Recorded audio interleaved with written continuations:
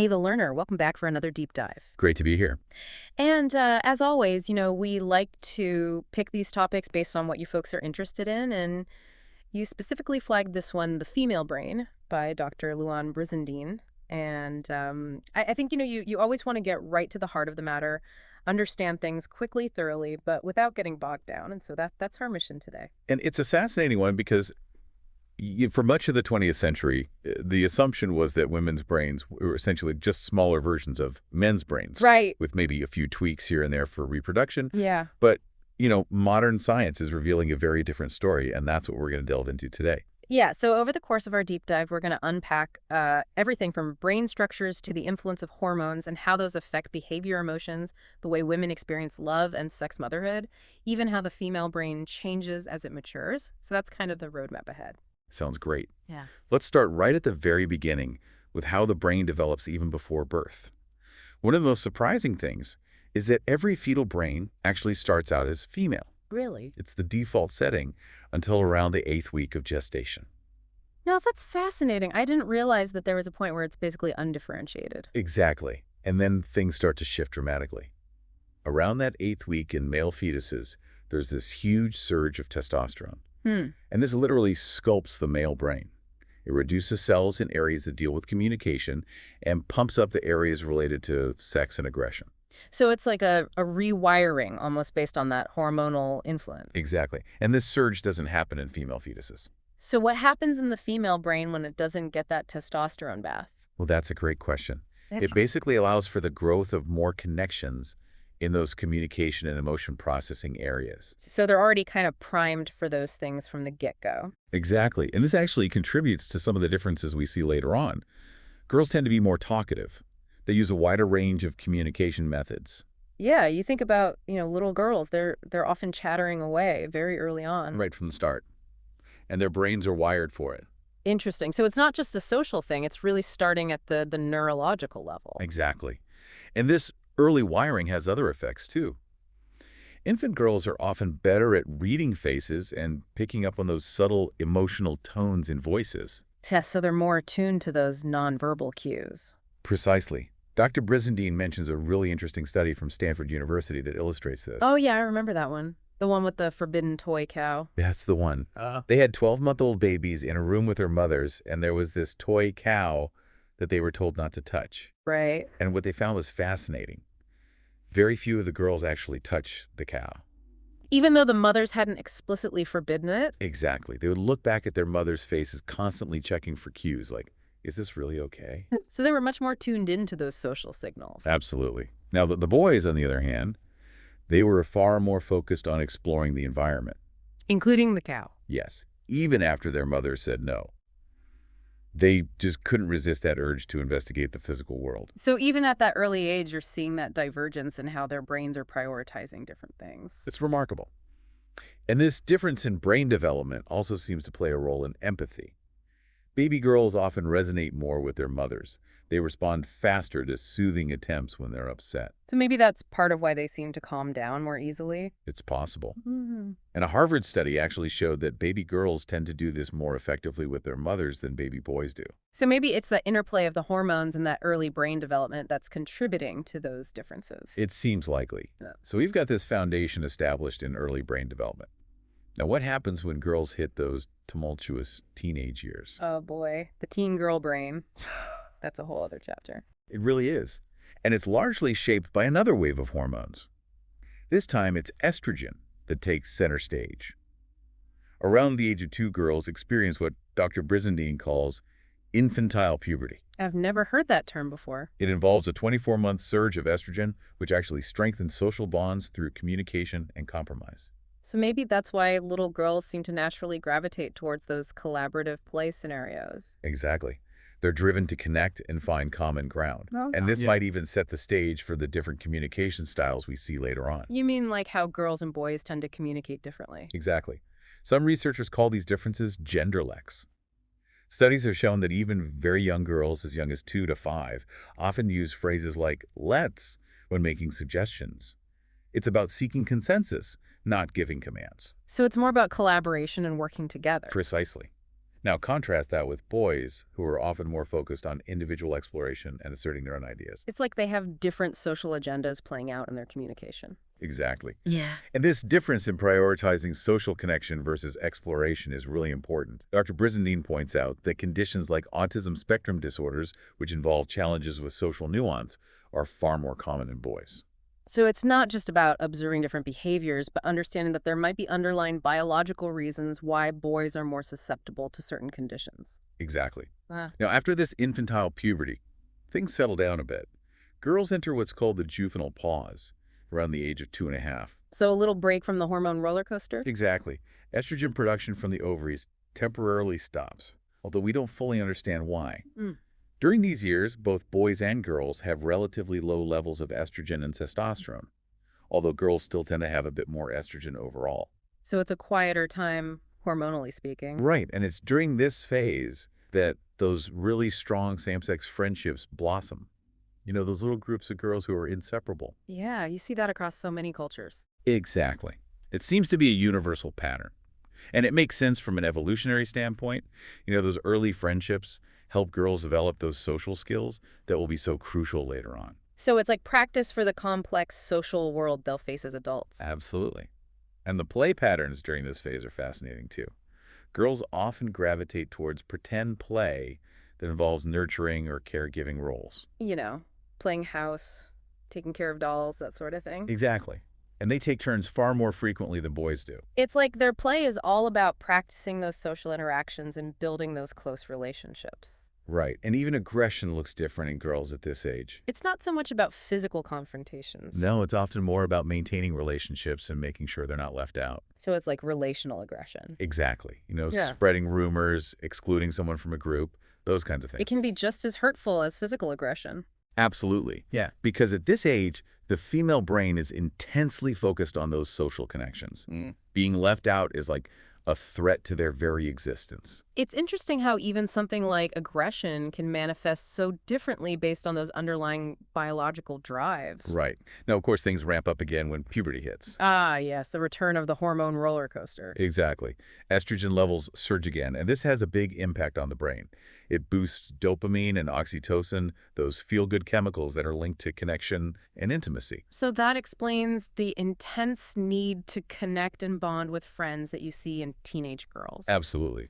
All that talking, texting, social media, it's all fueled by those hormones. It's like their brains are wired for social interaction. Exactly. And this also makes them really sensitive to conflict in their relationship. Because those social bonds are so important. Exactly. Even the thought of a disagreement can trigger anxiety because it's seen as a threat to the relationship. So it's not just drama, it's a real biological response to a perceived threat. Right.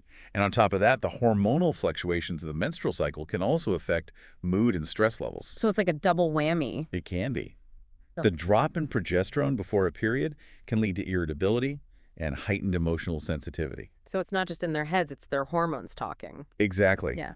Now, what about risk-taking behavior in teenage girls? It seems like their brains are still developing, so that probably plays a role. Absolutely. The teenage brain is a work in progress. And when the amygdala, that emotional center, reacts strongly to parental restrictions, it doesn't always lead to outright rebellion. So they're not necessarily storming out slamming doors. Not always. Sometimes it's more subtle, you know, finding ways to circumvent those restrictions. So it's a different kind of pushing boundaries. Exactly. And unfortunately, after puberty, girls are also about twice as likely to experience depression as boys. That's a pretty startling statistic. It is. And genetics likely play a role. We see higher rates of female depression in some families. So there might be a predisposition that's triggered by the hormonal changes of puberty? That's one theory. Now, we also can't forget about the phenomenon of mean girls. Right.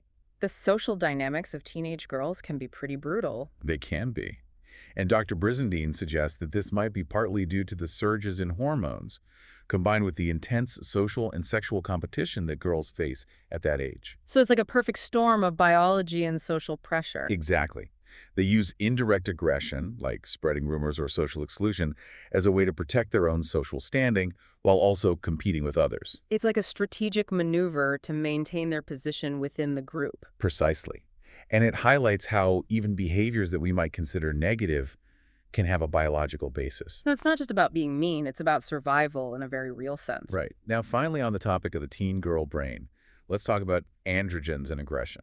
We usually think of androgens as male hormones, but I guess girls have them too. They do. Teenage girls produce androgens like androstenedione, and higher levels of these hormones have actually been linked to more overt aggression in girls. So it's not just testosterone that's driving aggressive behavior. Exactly.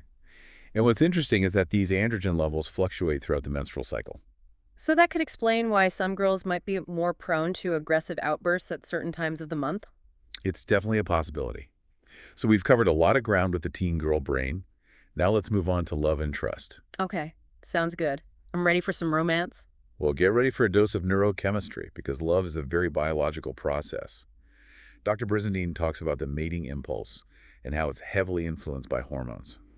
So those butterflies in your stomach, that's not just a metaphor. Not at all. She uses the example of a woman named Melissa who meets a guy named Rob at a bar. Okay. And Melissa's brain instantly starts assessing Rob's qualities, looking for cues that might indicate he'd be a good long-term partner. So it's like a subconscious evaluation happening in a split second. Exactly. And if the initial assessment is positive, bam, her brain releases a surge of dopamine, creating that feeling of euphoria and excitement. It's like a reward signal saying, hey, this guy is worth pursuing. Exactly. And she also gets a hit of testosterone, which fuels her desire. So it's a cocktail of hormones that orchestrates that initial attraction. Precisely. Now, what's really fascinating is that men and women seem to have different criteria for what they find attractive in a potential partner, You mean beyond the obvious physical attraction? right? Evolutionary psychology suggests that women across cultures tend to prioritize indicators of resources and social status in long-term partners. So things like financial stability, a good job, those kind of things. Exactly. And they also consistently prefer partners who are taller and older. Which might seem a little surprising in today's world. It does. But these preferences are remarkably consistent across cultures, which suggests they might have a deep evolutionary basis. So even though we've come a long way in terms of gender equality, those ancient instincts might still be influencing our choices in subtle ways. It's certainly possible. Now, men, on the other hand, tend to prioritize physical attractiveness and youth in their partners. So those classic beauty standards might have some evolutionary roots as well. It seems likely. So we've got that initial spark of attraction. Now, what happens in the brain to create that feeling of bonding and trust? Yeah, how do we go from liking someone to really loving them? Well, that's where hormones like oxytocin and dopamine come into play. They're the masterminds behind those feelings of love and attachment. So they're like the love potion. Exactly. And here's the thing. They also reduce skepticism and critical judgment. So we literally see the world through rose-colored glasses when we're falling in love. Exactly. It's harder to see those red flags when you're bathed in oxytocin. That makes sense. But we all know that initial, intense, passionate love doesn't last forever. That's true. It usually evolves into a more stable and enduring tear bond. So the butterflies eventually fade. They do. And this transition is actually supported by different neurochemicals, mainly oxytocin and vasopressin. So it's like a shift in the hormonal landscape. Exactly. And it Yeah. makes sense from an evolutionary perspective. Raising children would be incredibly challenging if parents were constantly in that state of intense romantic passion. Right. It's all about long-term stability and cooperation. Exactly. And sex also plays a big role in strengthening that bond, particularly for women. How so? Research suggests that women often feel a surge of connection after sex due to the release of dopamine and oxytocin. So it's not just physical intimacy, it's also reinforcing that emotional bond. Exactly. And over time, even the mere sight of a loved one can trigger oxytocin release in a woman's brain. So it's like a positive feedback loop, strengthening that connection over time. Absolutely. Now, what about monogamy? Is there a biological basis for why some people are more inclined towards exclusive relationships? That's a good question. Human behavior is obviously complex, but there's some evidence that genetics might play a role.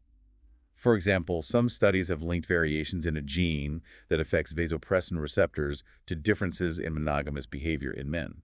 So our genes might actually influence our capacity for commitment. It's a fascinating area of research. Now, what about infidelity? Always a tricky subject. It is. Yeah. While women generally seek faithful partners, research suggests that biological drives might sometimes lead to infidelity. Even in women who value fidelity. It's possible.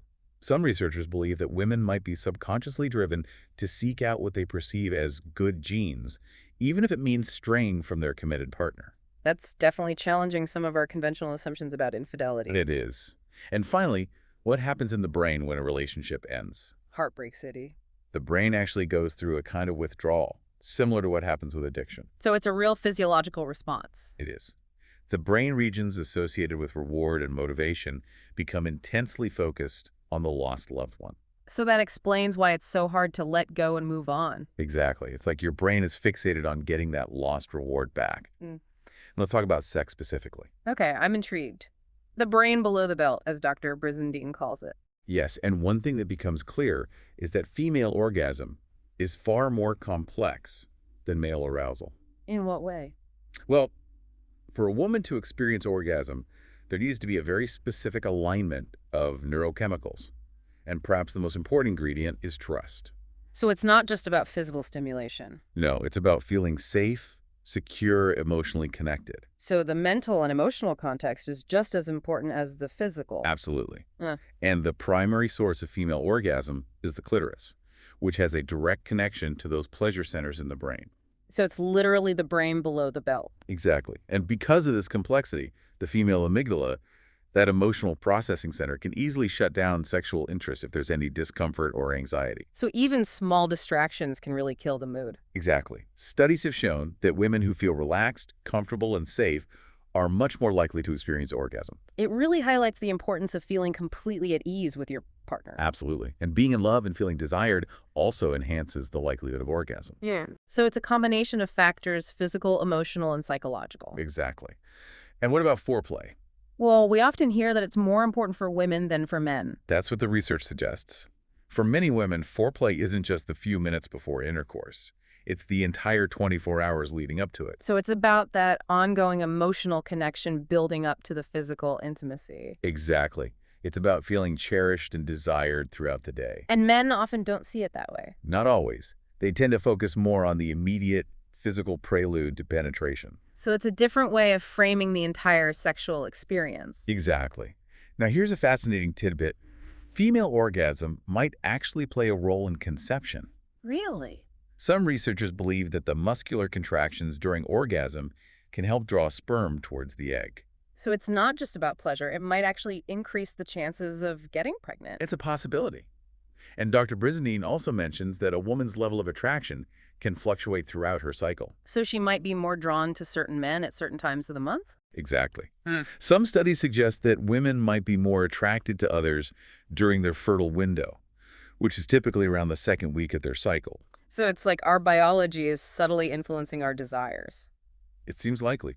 Now, finally, on the topic of sex, what about libido? Right. We often hear about differences in sex drive between men and women. And there's some biological reasons for that. Yeah. During puberty, teenage boys experience a massive surge in testosterone, which fuels their sex drive. And girls don't get that same surge. No, their hormone levels fluctuate much more throughout their cycle. So their sex drive might be more variable. Exactly. Oh. Okay, now let's move on to a truly transformative experience, motherhood. A mommy brain. Exactly. It's a time of incredible change, both physically and neurologically. So what's going on in the brain during this time? Well, pregnancy, childbirth, and even the everyday interactions with a baby trigger huge hormonal shifts, especially in oxytocin. And oxytocin is the bonding hormone, right? Exactly. It creates and strengthens those maternal brain circuits, making the mother highly motivated to nurture and protect her baby. So it's like a biological imperative to care for that child. Exactly. And interestingly, even fathers and adoptive parents can experience these same brain changes through close contact with an infant. So it's not just about biology, it's about that close interaction and caregiving. Exactly. Now, Dr. Brizendine points out that modern mothers often face a real conflict. In what way? They're biologically wired to nurture, but they're also often expected to work outside the home. So it's like two competing demands pulling them in opposite directions. Exactly. And this can create a lot of stress and guilt. Right. It's like we're trying to do it all and it's not always easy. It's a huge challenge. So what specific changes occur in the brain during pregnancy? I'm curious. Well, as the pregnancy progresses, the mother's brain becomes increasingly focused on the uterus and the developing baby. It's like the brain is preparing for that new arrival. Exactly. And her sense of smell and hunger often become enhanced. This is probably an evolutionary adaptation to make sure she gets enough nutrients. Interesting. And I guess it also helps her detect potential dangers to the baby. Right? Now, the brain also starts preparing those love circuits that will be so important for bonding with the baby after birth. It's amazing how the brain anticipates those future needs. It is. Now, some research suggests that motherhood might actually enhance certain cognitive skills. Really? Like what? Some studies have shown that mothers might develop better spatial memory, increased cognitive flexibility, and even a greater sense of courage. Wow. So it's not just about nurturing, it's about becoming more capable in other areas too. Exactly. It's like motherhood is a brain-boosting experience. Fascinating. And it's not just biological mothers who experience these changes, right? That's correct. Expectant fathers can go through hormonal and brain changes as well. So they get a dose of the mommy brain too. In a way, it's called Couvaid syndrome. I've never heard of that. It's a fascinating phenomenon. Yeah. And it shows that fatherhood can have a real impact on the brain. So those intense feelings of love and protectiveness that parents feel are partly due to these hormonal changes. Exactly.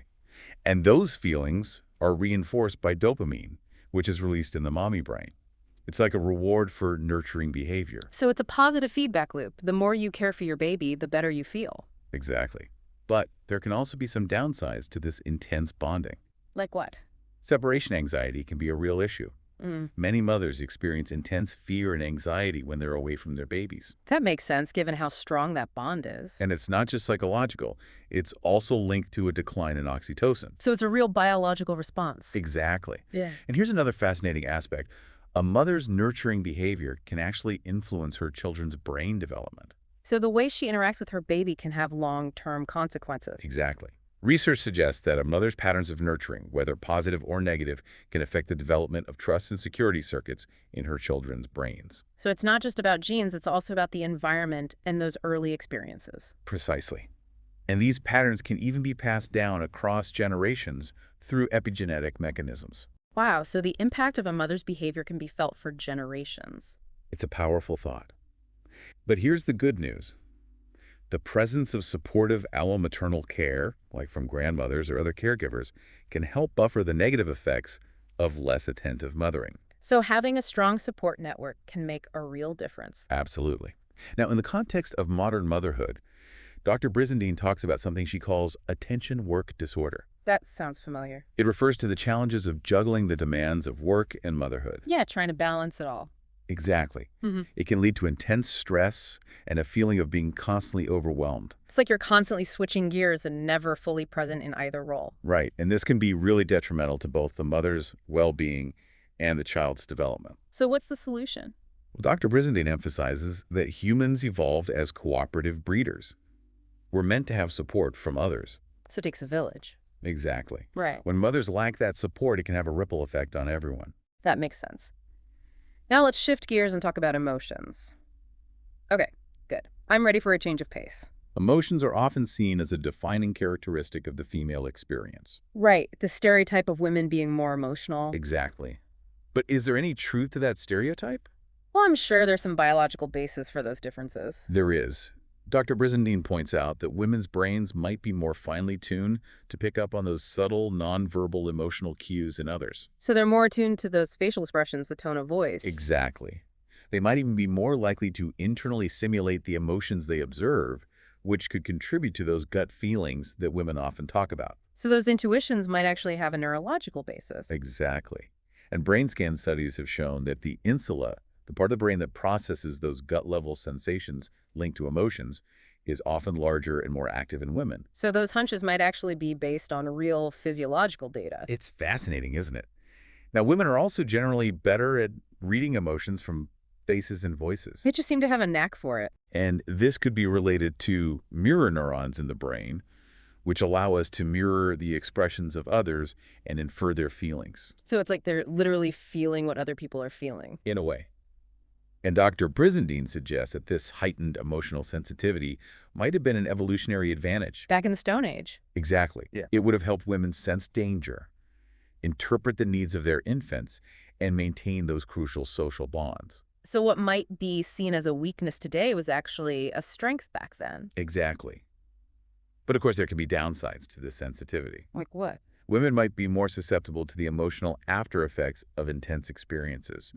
Like watching a scary movie. So they might dwell on those negative feelings for longer. It's possible. Yeah. And studies have also shown that women tend to startle more easily and exhibit more pronounced fear responses. So it's like their fight or flight response is more easily triggered? Exactly. Now, let's talk about anger specifically. Okay, interesting. Both men and women experience anger, but they often express it very differently. Right, men tend to be more outwardly aggressive. Exactly. And there's a biological basis for that. The amygdala, the brain center for anger and aggression, is actually larger in men. So they're more primed for that fight response. Exactly. And the male amygdala also has more testosterone receptors, which can amplify its reactivity. So testosterone is fueling that anger response. Exactly.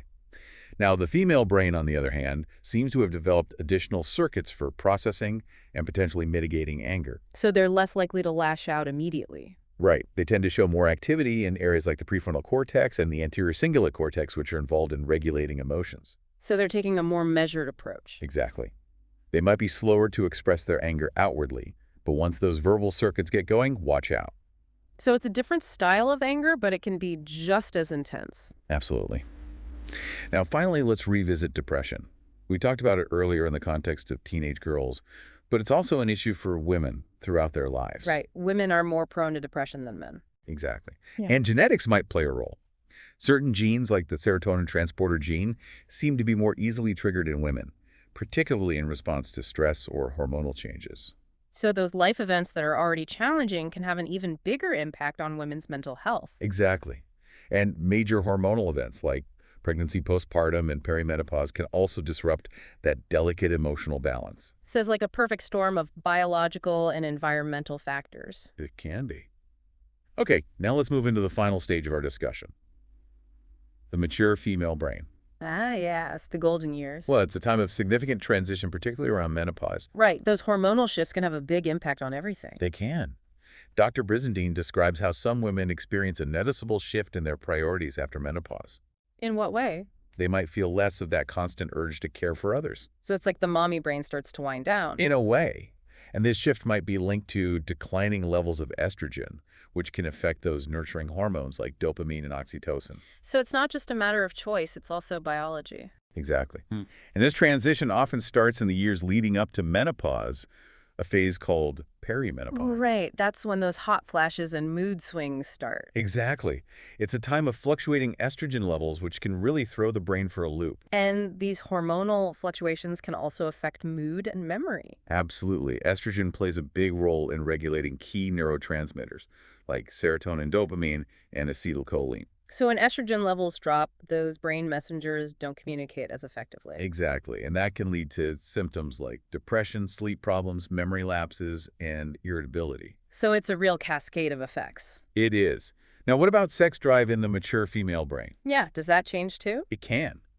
Both estrogen and testosterone levels decline after menopause, which can impact libido and sexual response. So it's not uncommon for women to experience a decrease in their sex drive. Right. But the good news is that testosterone replacement therapy can be very effective in restoring sexual desire. So there are options for women who want to address those changes. Exactly. Now, Dr. Brizendine also talks about the empty nest syndrome. Right when the kids move out. Exactly. And this can actually have an impact on the brain. When those daily caregiving routines decrease, it can affect those nurturing circuits that have been so active for so long. It's like the brain is missing that regular dose of oxytocin. Exactly. And if this coincides with menopause and the decline of estrogen, it can be a double whammy. So what can women do to stay connected and engaged during this time? Well, maintaining physical touch and close connections is crucial for keeping those nurturing pathways active. So it's important to stay physically and emotionally connected with loved ones. Exactly. And many women find renewed purpose in helping others through their work, volunteering, or community involvement. So it's about finding new ways to express that caregiving instinct. Exactly. And even becoming a grandmother can reignite those maternal instincts and brain activity. So it's like a new chapter in the caregiving journey. Exactly. Now, what about estrogen therapy? I've heard a lot of different opinions about that. It's a complex issue. But estrogen therapy can be helpful in restoring nurturing instincts, and it may also have protective effects on cognitive function. So it could potentially help with memory and decision-making. Exactly. But the timing of when therapy is started seems to be crucial. So it's important to talk to your doctor about the risks and benefits. Absolutely. Now, Dr. Brizendine also discusses the grandmother effect. What's that?